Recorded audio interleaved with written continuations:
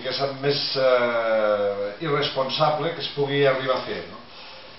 Com que nosaltres, Esquerra Republicana, tenim per norma fer també a través de la política pedagogia, vam pensar que sobre aquesta qüestió hi havíem d'emetre la nostra opinió, més enllà de l'opinió ideològica, havíem d'emetre una opinió fonamentada.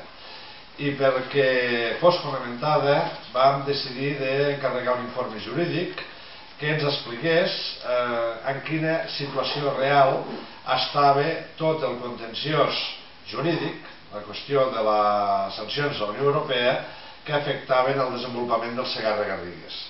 Vam encarregar l'informe a un gabinet de prestigi perquè volíem saber si fèiem costa amunt o si fèiem costa avall, si les afirmacions que es feien aquí al nostre àmbit territorial per part de determinada gent eren ajustades a dret o no eren ajustades a dret. I per, en base a l'informe jurídic, saber també quines actuacions havíem d'emprendre en el futur. L'informe jurídic el que diu és que hi ha dos procediments d'infracció sobre la zona del Segarra-Garrigues, la zona regable. Un que fa referència a les CEPes, i és de l'any 1999, i l'altre que fa referència al canal i és de 2 anys després, de l'any 2001. La sentència del tribunal, en tots dos casos, ha estat negativa pels interessos de Catalunya. I ara, el primer procés des del 28 de juny del 2007 i el segon des del 18 de desembre del 2007, es troben ja les dues sentències en fase d'execució.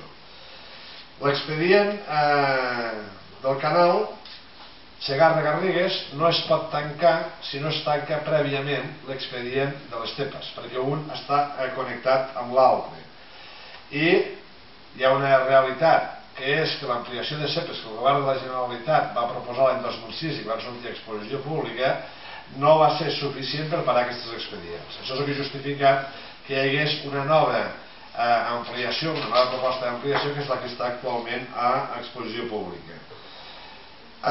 L'informe també ens diu que no tenim ara la possibilitat de reobrir el procés, de corregir les coses que en el passat, des del 99 cap aquí, han passat molts anys i molts governs per la Generalitat de Catalunya i per l'Estat central, per Madrid, i no tenim temps, no podem, no hi ha mecanisme jurídic per entrar i canviar les coses, per corregir-les, en certa manera les que s'hagin pogut fer bé.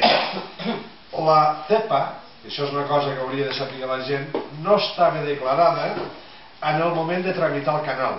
Si la CEPA hagués estat declarada ja en el moment de tramitar el canal i hagués estat aprovada, probablement ara tindríem una realitat diferent.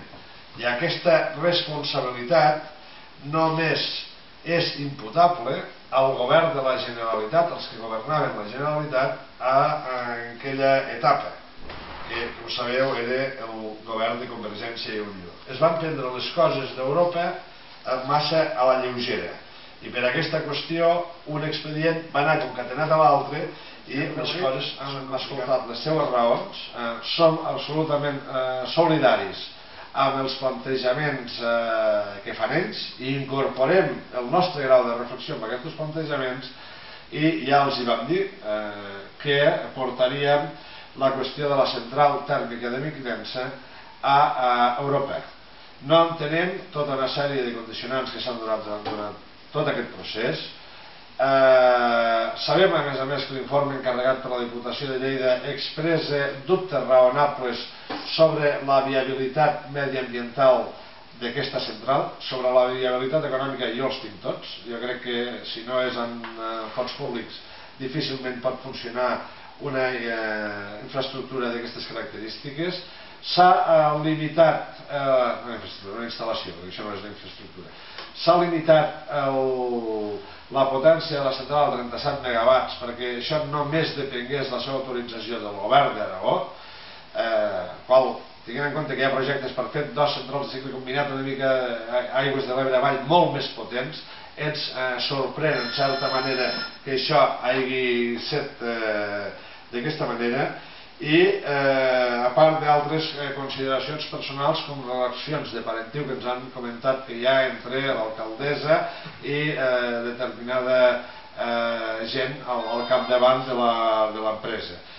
Tot barrejat planejat, però sobretot l'aposta decidida que aquest territori del Baix Segrià i creiem que l'altre cantó del riu Cinca fa sobre el futur que l'agricultura moderna,